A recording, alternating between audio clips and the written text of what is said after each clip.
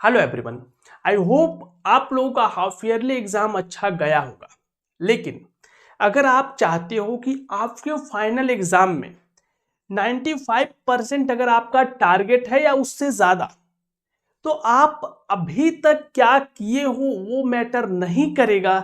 लेकिन ये आने वाले जो 4 से 5 मंथ आपके पास टाइम है, 4 मंथ ही हम बोलेंगे, इसमें आप क्या करोगे ये बहुत मैटर करेगा आपके इस परसेंटेज में।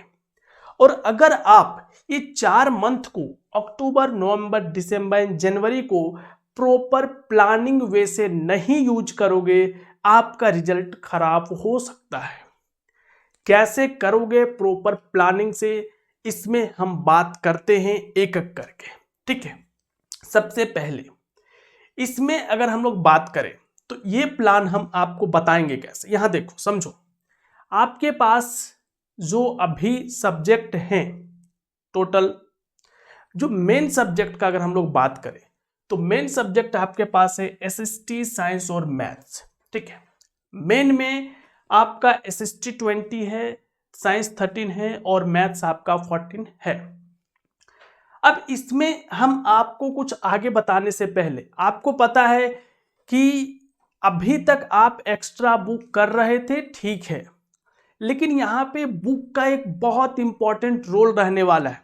इस पे हम लोग बात करेंगे आप कैसे कैसे करोगे, लेकिन बुक एक सिलेक्शन इस 4 मंथ में बहुत इंपॉर्टेंट रोल रहने वाला है।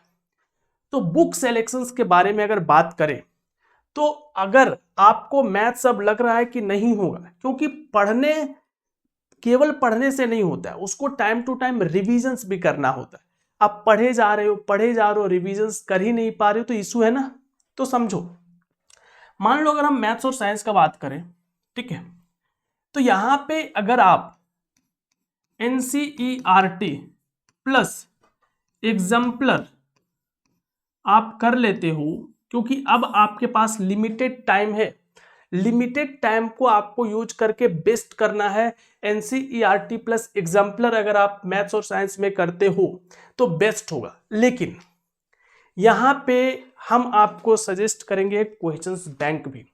रीजन ये है कि अगर आप आरडी शर्मा ये सब नहीं करते हो और आप कम से कम मेहनत में चाहते हो कि आपका रिजल्ट अच्छा हो, तो ये दो बुक के साथ जो मार्केट में क्वेश्चंस बैंक था उसमें से हमको जो अच्छा लगा, ठीक है, वो है एडुकार्ट की तरफ से आने वाला क्वेश्चंस बैंक।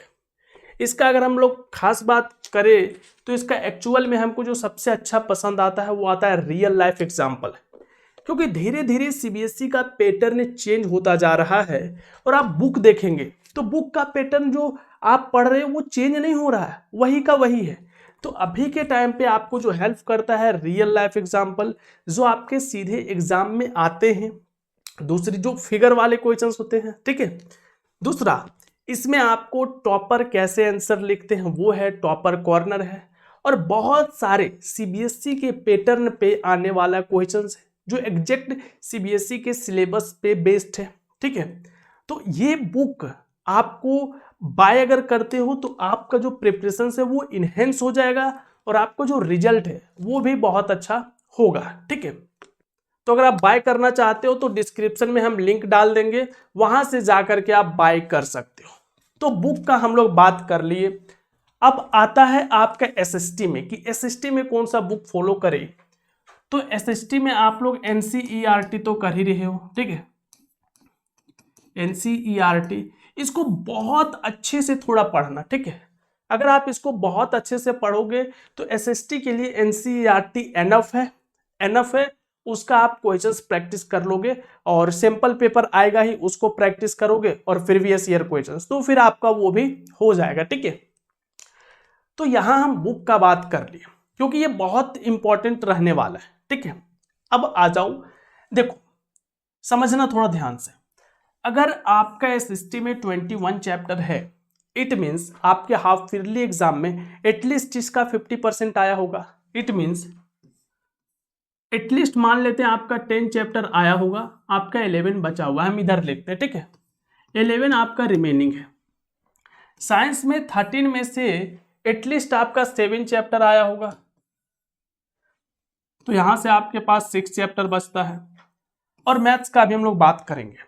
तो यहां पे समझो आप 11 और 6 कितना हो गया, 17 चैप्टर आपके बच्चे हैं। अब आपको क्या करना है, हर एक चैप्टर को 3 डेज देने हैं। हर एक चैप्टर को 3 डेज में अगर आप कंप्लीट करते हो तो 51 डेज में आपका ये सारा चैप्टर कंप्लीट हो जाएगा। 9 डेज एक्स्ट्रा कर देते हैं क्योंकि बीच में आपका कुछ फेस्टिवल वगैरह भी है, तो 60 डेज हम माइंड में रखते हैं कि आप 60 डेज में ये आपका कंप्लीट हो जाएगा। ठीक है, आराम से क्या करो, वीडियोज देखो, एनसीईआरटी बुक पढ़ो और बाकी सब ये सबसे क्वेश्चंस बनाओ, बस आपका एक चैप्टर ऐसा ही कंप्लीट हो जाएगा। ठीक है, तो ऐसे करके आप कंप्लीट कर सकते हो। अब बात करते हैं अगर मैथ्स के बारे में। मैथ्स देखो, मैथ्स एक ऐसा सब्जेक्ट है ना जिसको आपको रेगुलर करना पड़ता है, इसको आप छोड़ नहीं सकते।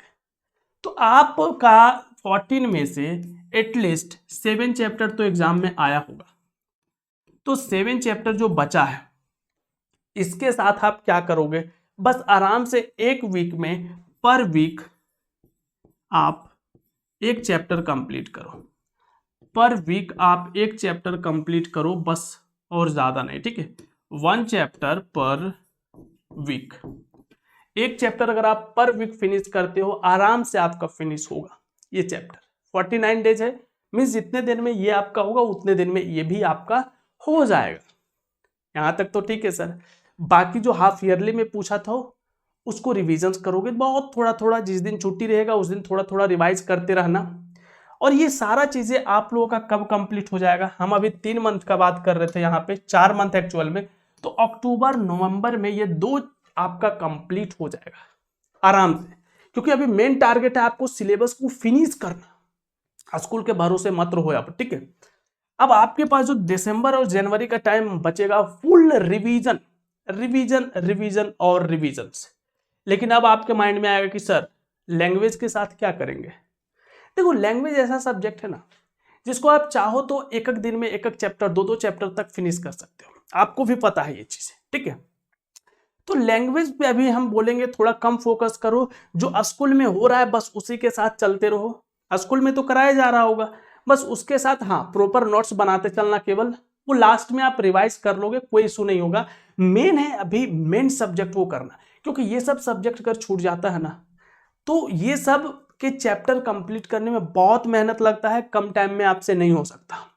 इसलिए पहले मेन को फिनिश करना है, समझ में आ गया।